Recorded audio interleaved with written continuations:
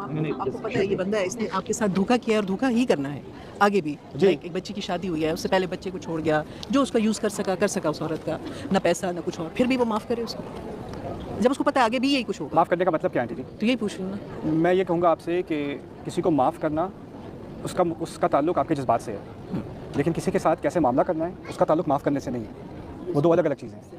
मैं आपको अपनी ज़ाती एक बात बताता हूँ। मेरा एक मुलाजिम था, उसने मेरी कंपनी में काम करते हुए मुझसे बहुत ज़्यादा चोरी की, ठीक है। मुझे कोर्ट भी उसको ले जाना पड़ा। कोर्ट ले जाने के बाद केस में जीता, पैसे रिकवर हुए, सब कुछ हुआ। बाद में बहुत शर्मिंदा था। आके उसने मुझसे माफ़ी मांगी।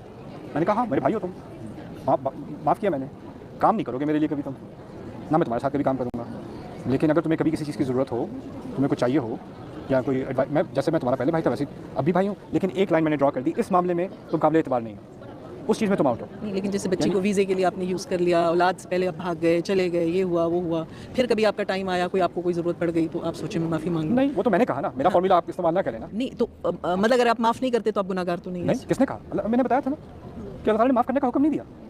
आपको कोई गिल्ट कर नहीं सकता माफ़ करने के लिए, कोई भी नहीं। याकूब अलैहिस्सलाम नबी होने के बावजूद जब उनके बेटों ने उनसे कहा कि हमें हमारे लिए दुआ करें इस्तिग़फ़ार की, कितने 30 साल 35 साल 25 साल हमें नहीं मालूम कितने साल उन्होंने उनको टॉर्चर किया है, उनको पागल का। एक नबी को उनकी औलाद ने, नबी जानते हुए कि नबी उनको पागल का है, अपने बच्चों को उनका मजाक उड़ाना सिखाया। वो दादा थे और उनके पोते उनका मजाक, पोते उनका मजाक उड़ाते थे, उनकी बहू उनका मजाक उड़ाती थी, लौला अन तुफ़न्निदून। और फिर आखिर में आके कहते हैं कि जी हमें हमारे लिए इस्तिग़फ़ार करें, तो क्या कहते हैं? सौफ़ा अस्तग़फ़िरु लकुम रब्बी,